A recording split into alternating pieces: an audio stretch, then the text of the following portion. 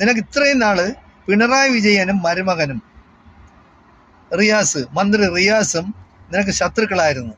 ഇപ്പോ ബേപ്പൂര് പോയി അൻവർ മത്സരിക്കാൻ പോകുന്നു. അവിടെ ചിലപ്പോൾ വിജയ സാധ്യതയുണ്ട് അൻവറിന്. ആരോ ജയിക്കട്ടെ, അതല്ല പ്രശ്നം. നീ ഇപ്പൊ പ്ലേറ്റ് മാറ്റി വെച്ച് റിയാസിന്റെ സൈഡായത് എങ്ങനെയാണ്?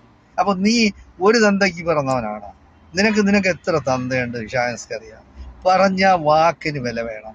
നീ അതുപോലെ യോഗിയെ നീ ന്യായീകരിക്കുന്നു. യോഗി എന്തോ സംഭവമാണ്.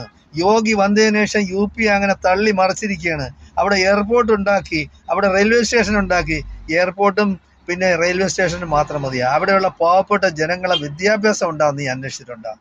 ഞങ്ങളൊക്കെ ഗൾഫിൽ ജീവിച്ചിരിക്കുന്നവരാണ്. ഞങ്ങൾ എത്രയോ വർഷങ്ങളായി ഗൾഫിൽ അധ്വാനിച്ച് ജീവിക്കുന്നവരാണ്. ഞങ്ങൾ UP കാണുന്നുണ്ട്.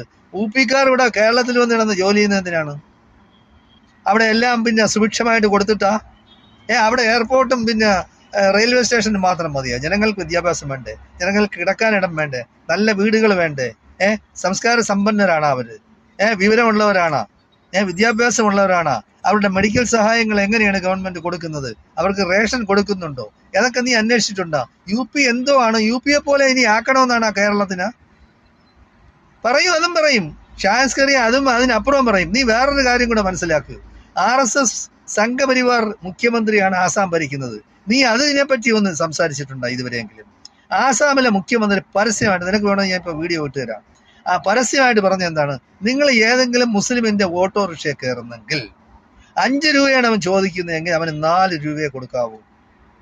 4 രൂപയെ കൊടുക്കാവൂ. പ്രശ്നങ്ങൾ ഉണ്ടാക്കുകയാണെങ്കിൽ പോലീസ് സ്റ്റേഷനിൽ വന്നാൽ മതി, ഞാൻ അവരെ കൈകാര്യം ചെയ്തോളാം. അതായത് മുസ്ലിമിന് എല്ലാവർക്കും 5 കൊടുക്കുന്നത്, അവർക്ക് 4 കൊടുക്കാവൂ. അവരെന്ന് പറഞ്ഞാൽ മിയാ മുസ്ലിങ്ങൾ എന്നാണ് അവൻ പറയുന്നത്. അതായത് പശ്ചിമ ബംഗാളുകാർ മാത്രമല്ലല്ലോ, UP ബീഹാറുകാരും ആസാംകാരും ഒറീസക്കാരും എല്ലാവരും കേരളത്തിൽ വന്ന് പണിയുന്നുണ്ടല്ലോ. അതുപോലെ എല്ലാ സ്ഥലങ്ങളും ഇപ്പൊ ഇന്ത്യക്കാരെന്ന് പറഞ്ഞത്, പിന്നെ നീ എന്തിനാണ് ഇന്ത്യക്കാർ എന്ന് പറയുന്നത്? ഇന്ത്യക്കാർ എന്ന് പറഞ്ഞാൽ ഏത് സംസ്ഥാനത്തും എവിടെയും പോയി താമസിക്കാം, എവിടെയും പോയി ജീവിക്കാം, എവിടെയും ജോലി ചെയ്യാം. അപ്പൊ കേരളത്തിലൊന്നും ചെയ്യുന്നില്ലേ? അപ്പോൾ UP പോയി ചെയ്യുന്നില്ലേ? എല്ലാ സ്ഥലത്തും കാണും, ആസാമിലും കാണും. അപ്പോൾ എവിടെയായിരുന്നാലും ശരി, ജനങ്ങൾ അവരുടെ സുഖസൗകര്യങ്ങൾക്ക് വേണ്ടി നമ്മുടെ സ്വന്തം നാട്ടില് ജോലി ഇല്ലെങ്കിൽ വേറെ പല സ്ഥലങ്ങളിലും പോകും. നമ്മൾ വിദേശത്ത് പോകണില്ലേ? അറബ് രാജ്യങ്ങളിൽ വന്ന് ഹിന്ദുവും മുസ്ലിമും ക്രിസ്ത്യാനിയും പണി ചെയ്യുന്നില്ലേ? പൈസ ഉണ്ടാക്കുന്നില്ലേ? യൂറോപ്യൻ രാജ്യങ്ങളിൽ ക്രിസ്ത്യാനികളുടെ രാജ്യത്ത് പോയി പിന്നെ മുസ്ലിമും ഹിന്ദുവും ക്രിസ്ത്യനും പണി ചെയ്ത് പൈസ ഉണ്ടാക്കുന്നില്ലേ? അപ്പൊ അതുപോലെയുള്ളൂ മനുഷ്യരെന്ന് പറയുന്നത്. അവരുടെ മക്കളുടെ വിദ്യാഭ്യാസത്തിന് വേണ്ടിയാ, അല്ലെങ്കിൽ അവരുടെ കുടുംബത്തിന്റെ ഉയർച്ചയ്ക്ക് വേണ്ടി അവർ പല ഭാഗങ്ങളിലും പോകും. പണ്ട് കാലത്തേ ഉള്ളതാണ് അത്. കേരളം മാത്രമല്ല, കേരളക്കാരെ ഒരു കാരണം എന്ന് പറയുന്നത് കേരളക്കാരെ കണ്ടാണ് ബാക്കിയുള്ള സ്റ്റേറ്റ്